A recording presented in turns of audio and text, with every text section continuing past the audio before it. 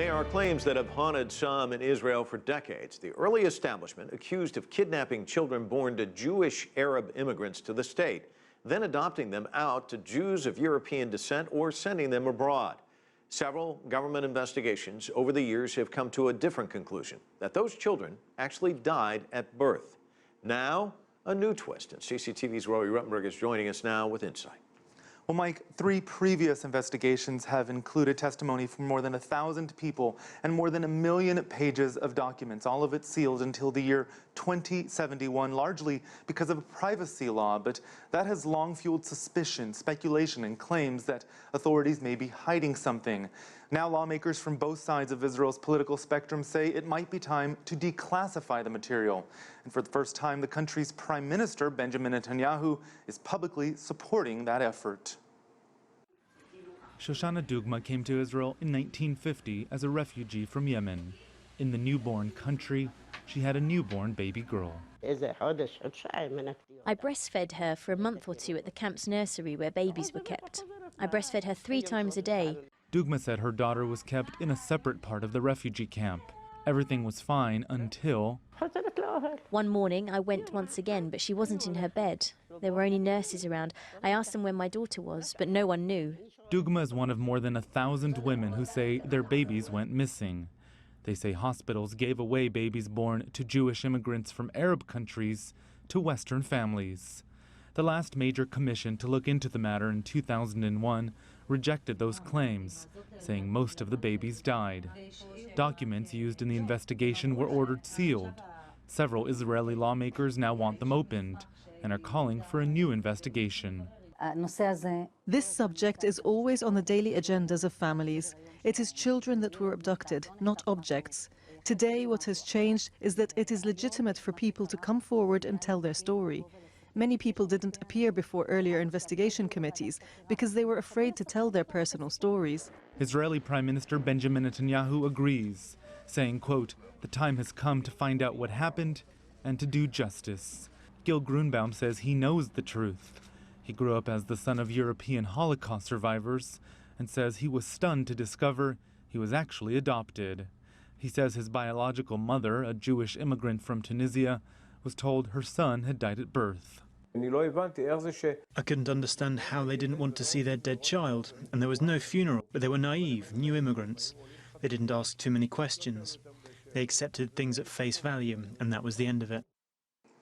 A number of scholars have also looked into claims. Most say it's unlikely this was a systematic problem or an official policy, nor that there was any widespread cover-up. But they recognize that it might be important for the public to fully understand what actually happened in those early years of the states, and the files, Mike, may go a long way to doing that. So it started all, 1948 is the time when Israel was founded. And these disappearances alleged to have happened pretty early on. So describe the political landscape back then.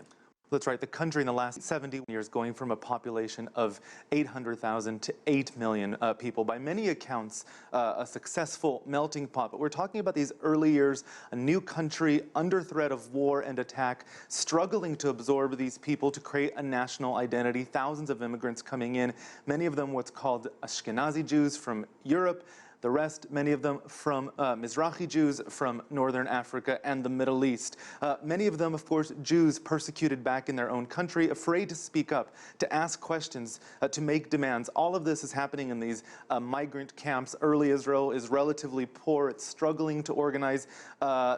Some of the Yemenite women having children at very early ages, ages 12 and 13, a relatively high mortality rate by some estimates 50 to 80%. Now, legal experts say that what likely happened is that indeed many of these children did die, but because the families were not notified quickly enough and because Jewish law dictates a burial within 24 hours, the burials were often done without the family's knowledge or consent.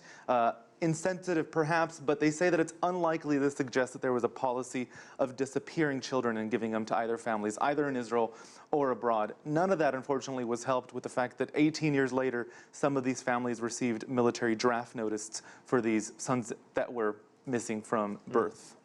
You know what's interesting about this, whether it's true or not, it kind of illustrates a certain amount of discrimination, racism, if you will, between Jewish groups.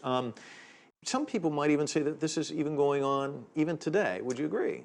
Well, that's right, and I think, racial and cultural tension and elitism definitely defined the early years of Israel, and some of that has lingered on for decades, but I think some of that reflected greater elitism in the world, if you will. Of course, Western Europe, considered to be developed, enlightened, some of these ideas that we've often heard. The East wasn't. You had immigrants and refugees, particularly from Europe, bringing those worldviews to Israel when they come. Now, it didn't help that Israel was at war with many Arab countries, so Mizrahi Jews, many of whom spoke Arabic at home, were discouraged from speaking Arabic in school and in the public space, and as a result, I think Mizrahi culture turned into a subset culture within Israeli society.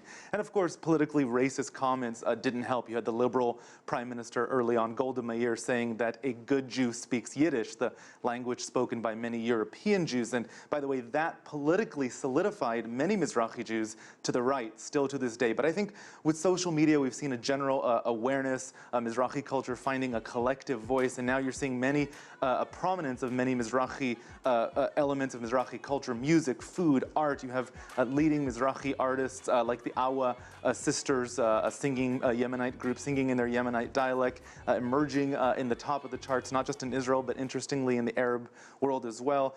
You have Arab authors who are writing about Mizrahi culture and Mizrahi disposition, and they're being awarded national prizes. You have the culture minister now, Miri Regev, advancing Mizrahi culture within Israel. It's a bit like what we're seeing in the U.S., the Black Lives Matter movement, but I think it's important to stress that the Israeli race issue cannot be viewed with the same lens as the U.S. one. Of course, you don't have issues like slavery and segregation, and twice Israel has sent in secret operations planes to bring Ethiopian Jews to Israel and has fully integrated them. We've seen mixed Ashkenazi Mizrahi couples in Israel for years. No one bats an eye. And I think what's happening now is this demand that Mizrahi culture be put on par with Western culture, with Ashkenazi culture, and it's no longer acceptable to mock it, to ridicule it, to satire, and I think that's what we're seeing this context happening in. Let's end this conversation where we began, this renewed investigation. What's likely to happen? Well, I think unless this commission can be convinced that there's new evidence, a new investigation most likely won't happen. It should be pointed out that for more than a decade there has been this annual remembrance of Yemenite children. That already exists. Also, their individual families have had access to their own files as well. Again, privacy here being an issue. To have it be publicly opened, in general, the documents released to the public, you need widespread Knesset approval. That may happen.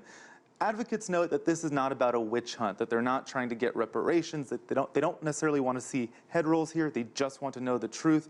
But some say that this could open wounds and warn that some could politicize these old wounds, of course, for political advantage.